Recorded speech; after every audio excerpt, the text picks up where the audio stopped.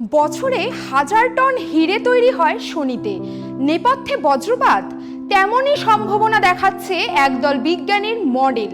শুনে মনে হতে পারে এ হয়তো কোনো কল্পবিজ্ঞান, কিন্তু বিজ্ঞানীদের দাবি হিরে তৈরির জন্য যে পরিবেশ, যে উপকরণ প্রয়োজন হয় তার সবই রয়েছে শনিতে।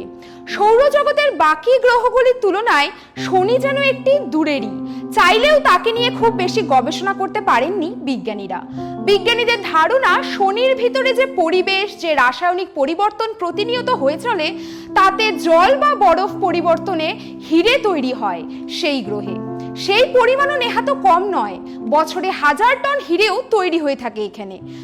শুনে মনে হতে পারে এ হয়তো কোনো কল্পবিজ্ঞান, কিন্তু বিজ্ঞানীদের দাবি হিরে তৈরির জন্য যে পরিবেশ, যে উপকরণ প্রয়োজন হয় তার সবই রয়েছে শনিতে। প্রচুর পরিমাণে কার্বন নিঃসরণ হয় সেখানে, বায়ুর চাপ এবং তাপও যথেষ্ট বেশি সেই গ্রহে।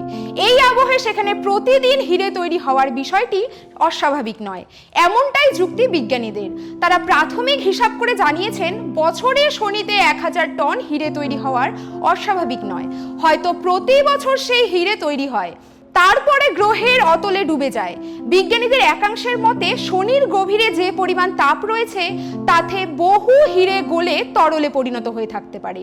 এই প্রক্রিয়া কোনো প্রত্যক্ষ প্রমাণ বিজ্ঞানীরা এখনো পাননি, কোনো মহাকাশ জানেও তার ছবি ধরা পড়েনি। তবে বিজ্ঞানীরা শনির মতো একটি প্রতিকৃতি তৈরি করে তার উপর পরীক্ষা নিরীক্ষা করেছেন। তাতেই তাদের একাংশ নিশ্চিত হয়েছে যে শনিতে নিত্যদিন তৈরি হচ্ছে হিরে। শনির বায়ুমণ্ডলে রয়েছে হাইড্রোজেন এবং হিলিয়াম, সেই সঙ্গে রয়েছে মিথেনও। বিজ্ঞানীরা মনে করেন শনিতে মাঝে মধ্যেই প্রবল ঝড় হয়, যখন বাজ পড়ে তখন মিথেন গ্যাসের অণু ভেঙে যায়, তার সঙ্গে কার্বন উৎপন্ন হয়, তা ভূষকালিতে পরিণত হয়। সেই ভূষকালি বায়ুমণ্ডলের মধ্য দিয়ে ঝরে ঝরে পড়ে। যত নিচে নামে সেই কার্বন কণা, তত সেখানে চাপ এবং তাপমাত্রা দুটি বৃদ্ধি পায়। বিজ্ঞানীদের ধারণা সেই কার্বন তখন গ্রাফাইটে পরিণত হয়, যা পেন্সিলের শীষে পাওয়া যায়। গ্রহের আরো গভীরে চাপ আরো বেশি, সেখানে গিয়েই সম্ভবত হিরে পরিণত হয় ওই কার্বন কণা, মনে করেন বিজ্ঞানীরা। তবে তারা মনে করিয়ে দিয়েছেন যে পৃথিবীর যে শনি অনেক বড়, তার বায়ুমণ্ডলের ব্যাপ্তিও বিশাল। সেখানে এক এক জায়গায় বায়ুর চাপ এক এক রকম, সে কারণে কার্বন বিভিন্ন রূপের মধ্য দিয়ে যায়।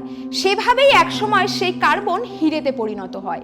বিজ্ঞানী বাইনে বিবিসিকে বলেন, আমরা বুঝেছি শনিতে প্রতি বছর 1000 টন হিরে তৈরি হওয়ার সম্ভাবনা রয়েছে। লোকে বলে কিভাবে এ সম্ভব, এখানে গিয়ে পর্যবেক্ষণ করা সম্ভব নয়, তবে রাসায়নিক পরীক্ষার মাধ্যমে আমরা এক প্রকার নিশ্চিত।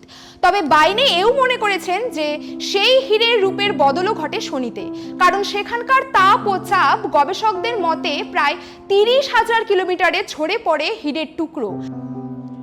যেখানে পৌঁছয় সেখানে তাপ এবং চাপ এতটাই বেশি যে তা তরলে পরিণত হয়। কেউ কেউ মনে করেন শনিতে হয়তো তরল হিরের একটি সাগরও থাকতে পারে, তবে এই বিষয়ে নিশ্চিত নয় কেউই। অতিরিক্ত তাপ ও চাপে হীরের কি অবস্থা হয় তা নিয়ে সংশয় রয়েছে বলে জানান তিনি। এই নিয়ে ভিন্নমত রয়েছে অন্য বিজ্ঞানীদেরও। আমেরিকান কেমিক্যাল সোসাইটির মতে শনিতে হীরের বৃষ্টি হওয়ার মতো অত কার্বন নেই, কার্বন থাকলেও তা স্ফটিকে পরিণত না হয়ে ছড়িয়েও পড়তে পারে। এইসব নিয়ে আর গবেষণার প্রয়োজন নেই বলেই মনে করেছেন বিজ্ঞানীরা। আজ এই পর্যন্তই, দেখা হবে পরবর্তী এপিসোডে। ধন্যবাদ।